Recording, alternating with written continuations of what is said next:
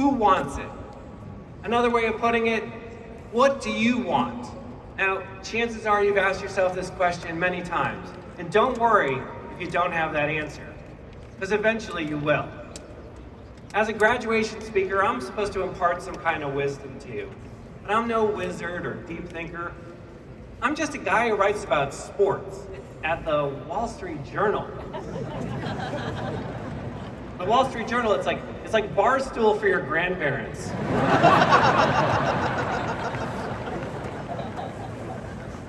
But I feel I can say this. I believe that life is very much a series of choices, experiments, setbacks, misdirections, detours, breakthroughs, good luck, bad luck, failures, successes, happenstance, heartbreak, and celebration. And where you go will be determined by your talent, your work ethic, your principles, your integrity, and the education you received in this absurdly fun Midwest city. But you're also going to be guided by your sense of purpose. Your purpose. What you want, what's important to you. Your why. You know, not long ago, I was listening to a psychologist named Anthony Burrow talk about the importance of purpose in building a satisfying, happy life. You know, people who understand their purpose, they actually live longer. It's true. Research this. To be clear, purpose is different from a goal. A goal is a desire with a finite outcome. A goal might be, I want to climb a mountain. I want to be at Ohio State. I want to adapt a rescue dog and teach it how to make a grilled cheese sandwich. Or, I want to leave this ceremony right now and go have a spotted cow on the Union Terrace. Those are good, worthy goals. Purpose is bigger than that. Burrow calls purpose a self-organizing life aim. Now, your purpose doesn't have to be high-minded like saving the world. Though if you want to go out and save the world, don't let me stop you. Go right ahead. Your purpose can simply be the priorities that you maintain as you go through your life. What qualities, what values are important to you. Maybe it's courage, kindness, compassion, humility, adaptability, sacrifice, perseverance. Because you are the University of Wisconsin-Madison class of 2025, I know you have experience with these qualities. Because you are Badgers, I know you are all empathetic, compassionate people who do not think you are the center of the universe. If you thought you were the center of the universe, you would be at the University of Michigan.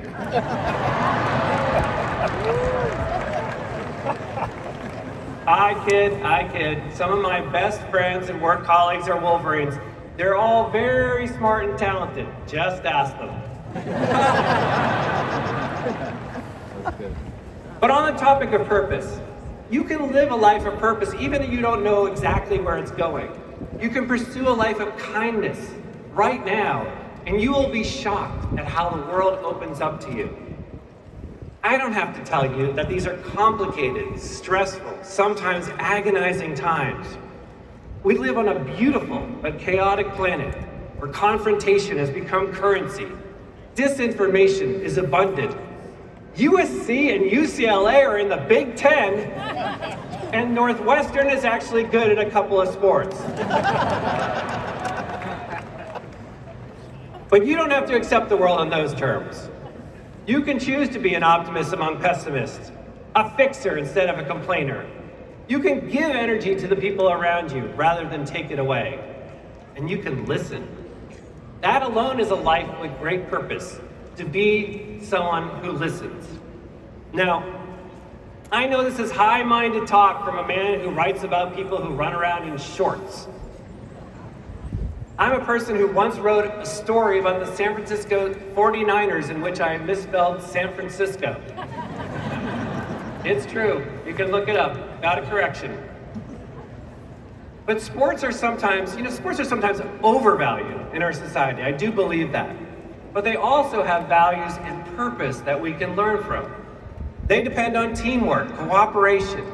They reward practice as much as skill. Sports have rules. Sports have boundaries. Sports have mutually agreed upon facts. Imagine that. When the final score is 4-3, it's 4-3. It's not whatever score you want it to be.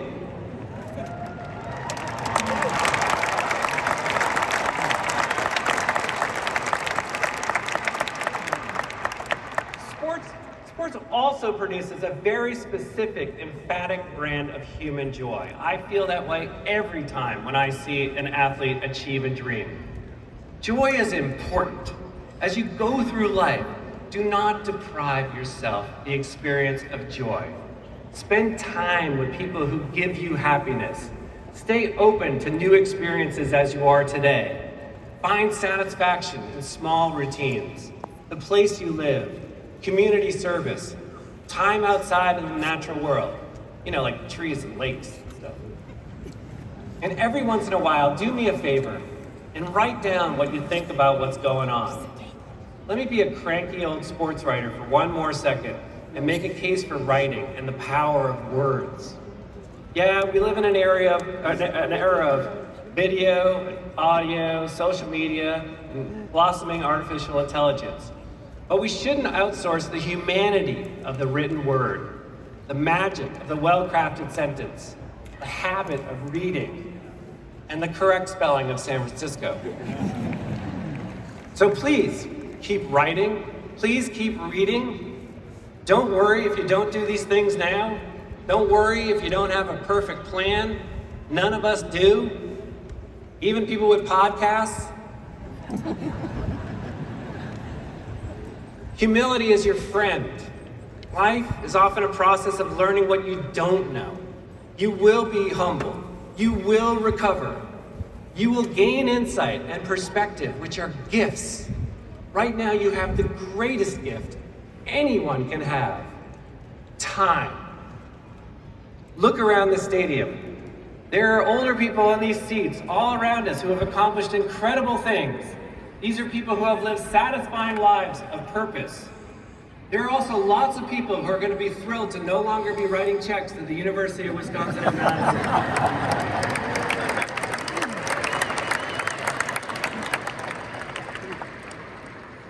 They're proud of you today, but they should also be proud of themselves. All the parents, step-parents, grandparents, great-grandparents, aunts, uncles, siblings, small and large pets, families, mentors, friends, enemies, they deserve our applause too.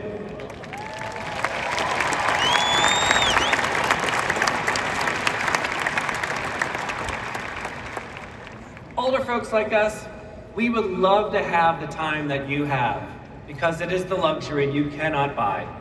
You have time to make mistakes, you have time to choose your path, you have time to choose a path that doesn't work, and try again and again, and maybe a few more times after that.